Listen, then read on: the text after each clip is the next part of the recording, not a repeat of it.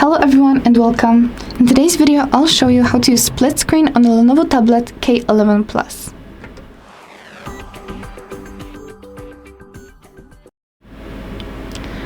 To use split screen, you have to choose two apps to use at the same time.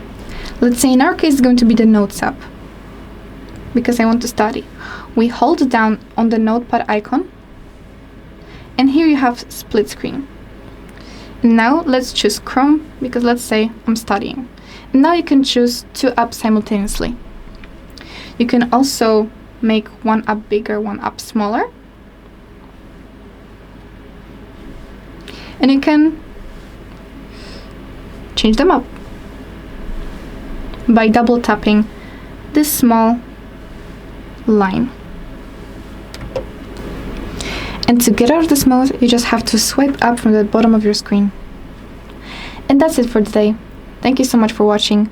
Make sure to like and subscribe, and I'll see you in the next one.